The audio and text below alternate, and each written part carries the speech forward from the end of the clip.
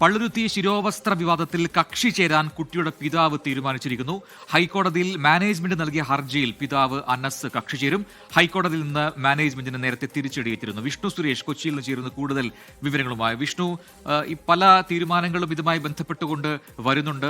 നേരത്തെ തന്നെ സർക്കാർ നിലപാട് വ്യക്തമാക്കി. സ്കൂൾ മാനേജ്മെന്റ് എന്താണ് നിലപാടെന്ന് പറഞ്ഞിരുന്നു. ഹൈക്കോടതി അതിൽ തീരുമാനമെടുക്കുകയും ചെയ്തിട്ടുണ്ട്. അത് സ്കൂൾ മാനേജ്മെന്റിനെതിരാണ് നിലവിൽ. പക്ഷേ ഇപ്പോൾ ഈ കുട്ടിയുടെ പിതാവിന്റെ തീരുമാനം അത് സുപ്രധാനമാണ്. ആ സ്കൂൾ മാറ്റിച്ചേർക്കും എന്നൊക്കെ നേരത്തെ പറഞ്ഞിരുന്നു. പക്ഷെ അതിന് പിന്നാലെ ഇപ്പോൾ ഈ കേസുമായി ബന്ധപ്പെട്ട് ഈ കക്ഷി ചേരുന്നു പിതാവ് എന്നതുകൂടി വരുന്നു. എന്താണ് അത്തരം നീക്കത്തിന് പിന്നിൽ?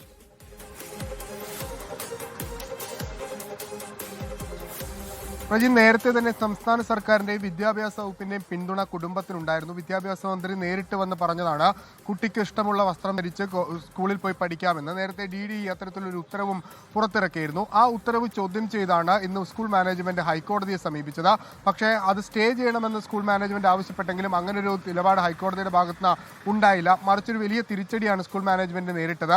സ്കൂളിൽ 149 മുസ്ലിം വിദ്യാർത്ഥികൾ പഠിക്കുന്നുണ്ട് എന്ന് അഭിഭാഷക പറഞ്ഞപ്പോൾ സ്കൂളിൽ പഠിക്കുന്ന വിദ്യാർത്ഥികൾ മാത്രമാണ്, അതിലേക്ക് മതം കൊണ്ടുവരേണ്ട കാര്യമില്ല എന്നായിരുന്നു ഹൈക്കോടതി എടുത്ത നിലപാട്. ഇതെല്ലാമാണ് ഒരു പോസിറ്റീവ് സൈനായ കുടുംബം കാണുന്നത്. ആ പശ്ചാത്തലത്തിലാണ് ഹർജിയിൽ കക്ഷി ചേരാം എന്ന തീരുമാനത്തിലേക്ക് കുടുംബം എത്തിയിട്ടുള്ളത്. ഒപ്പം ഹൈക്കോടതി വിധി അനുകൂലമായി കഴിഞ്ഞാൽ അവിടെ തന്നെ പഠിക്കാം എന്നൊരു തീരുമാനത്തിലേക്ക് കൂടി എത്തി. അങ്ങോട്ടേക്ക് വിടണമോ വേണ്ടയോ എന്ന കാര്യത്തിൽ ഒരു തീരുമാനം എടുക്കാമെന്ന് പറയുന്നുണ്ട്. അതായത് തങ്ങളുടെ അവകാശം പുനഃസ്ഥാപിച്ച ശേഷം അങ്ങോട്ടേക്ക് പോകാം എന്നാണ് ആ കുടുംബത്തിന്റെ തീരുമാനം.